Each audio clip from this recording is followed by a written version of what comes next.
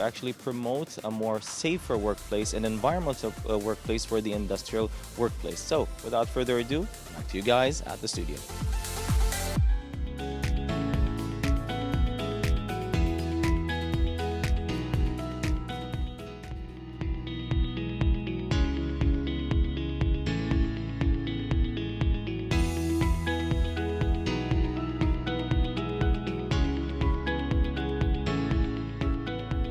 The International Training Makers Conference, let's say the event, the significant event that brings together professionals, educators, and innovators in the field of training and development. This conference focuses on sharing best practices, exploring new methodologies, and discussing the latest trends in training. To talk more about this topic, let's welcome Hamza Taqi. He's a performance environment consultant. So hello and good morning. Good morning to you. Thank you for having me. You are most welcome. It's really an interesting topic. We're going to talk about, let's say, the training international makers. Right. So what is all about this conference actually? Well, it's a conference that makes, the people who are in this industry, the training and learning and talent development industry, yes, to get together and discuss different ideas and different methodology, different standards for the industry, because the training industry is a very important industry, yes, and it takes people to the next level, especially while they are working. Mm-hmm. And it's open. Everybody can be a trainer, for example. Yes. And that makes it very, sometimes maybe not good trainer comes in, yes, and ruin the market or ruin the industry itself. So we need some sort of standard for the industry or to take care of that industry. yes, And us getting together from the GCC countries was very nice, and just exchanging ideas and methods and experiences as well. Exactly. Yes. So everyone were welcomed actually to join that conference. Right. Even the students, let's say. Yes, everybody was welcome. It's open, and Yes, and it was in one of the major hotels, and yes, it was very well organized. That's amazing. So what topics were discussed during the conference, Yes, and why are they significant for the training industry? See, basically, first of all, the idea of having standards, especially in the Arab world, we don't have a standard for example, to say this trainer is accredited or certified trainer, or this company as a training company or training provider are certified. And in other part of the world, they have certain standard. You have to do a certain examination, a certain assessment to be a trainer. And you have to continue your education and continue studying to develop yourself, because you are developing others. So yes, you have to be a lifelong learner. Mm-hmm. The other thing is the methods that are used in the training, and the organization who provide training services or consulting services. They have to be at a certain standard, and they have to add to the community, add to the industry, yes, as much as they can, and they have to provide good solutions and good workshops. Exactly. That really actually amazing, let's Yes, say, topics were discussed. So who were some of the key speakers and presenters in that conference? There are so many, and I don't want to forget anyone. But for example, from Yemen, we had Dr. Ahmed Al-Badri. He's like a board for the training in the Arab world. Wow. And from if I not mistaken, from Oman, mm-hmm, we have Mr. Saleh and Dr. Ahmed as well. We had Basma Al-Blushi from Bahrain, and we have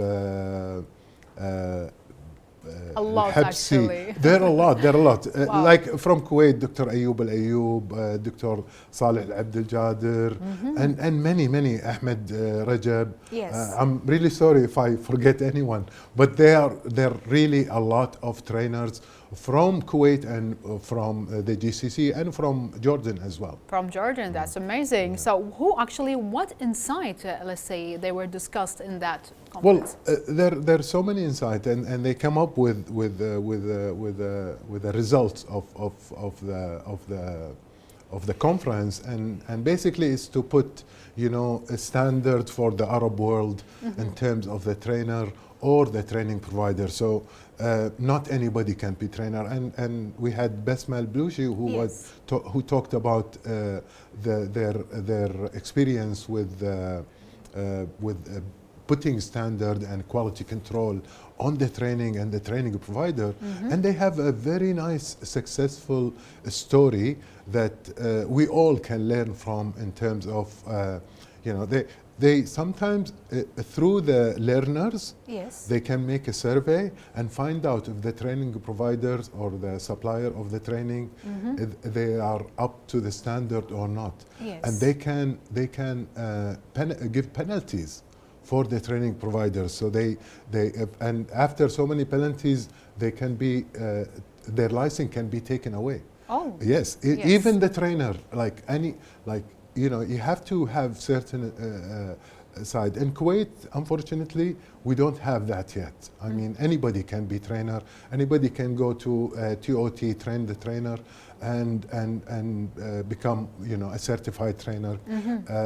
It takes more than that. It takes more of the design of the instructional design, how you design it, how to facilitate the workshop, Yes. how to you know, take care of your learners, and how to be humble and part of the learner rather than, you know, being, you know, the professor or that, you know. You have to really, you know, engage with your audience to communicate and to touch their heart and to change their mindset, hopefully, and their behavior, so their action will be different and they will get the result for their organization. That's the Yes. idea. So training, some people, they just take presentation skills and they're a good presenter. They present the idea. But they this is are- not enough. It should You be have to interact with the audience actually, Yes, and absolutely. not actually, but say the audience in front of him or in front of her. So how Absolutely. long actually do you think the certified, let's say, trainer should take? How long experience should be to be like a professional? It's ongoing, and it depends. Some people go to this industry from the training part, from the HR, human resources part. Other people come as a subject matter expert. For example, a person who is really an expert in sales, Okay. they would go and get certified to be trainer on sales. Somebody who's in leadership, and because he becomes the subject matter expert through experience, then they will take some courses and train the trainer, and they become trainer to train leadership, for example. So it depends.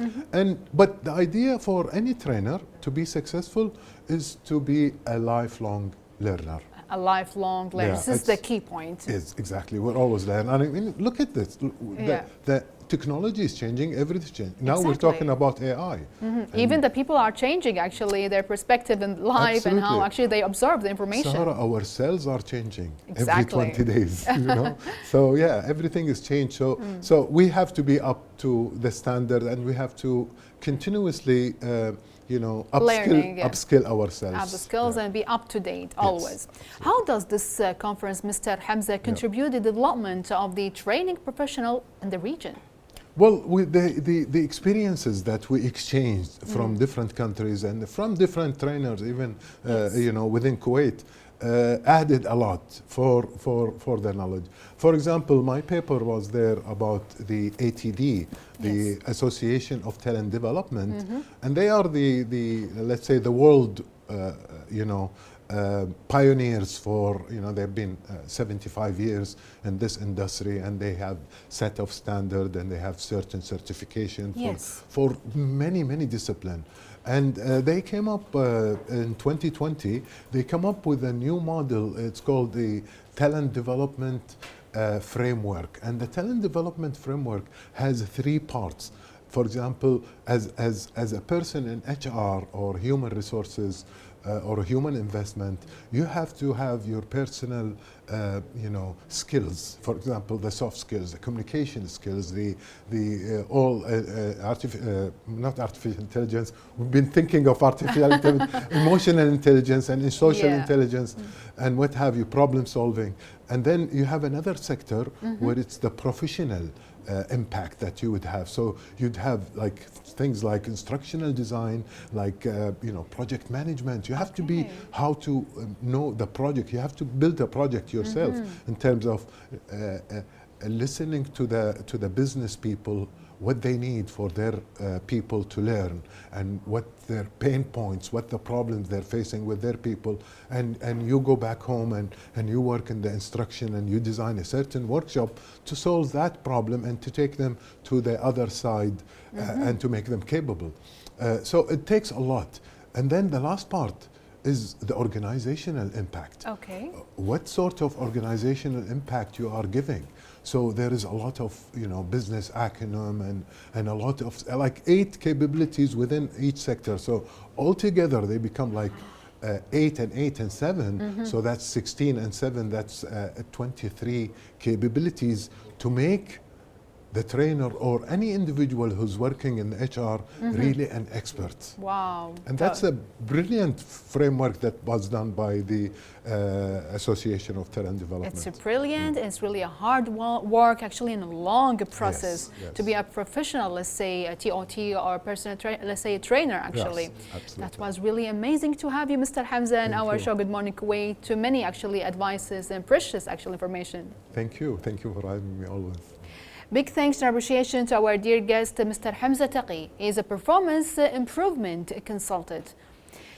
The Arab Media Forum honored on Monday Kuwaiti composer Ghannam El Dekan and 56 personalities from various Gulf and Kuwaiti institutions with the ceremony for Kuwait Creativity Award 2024.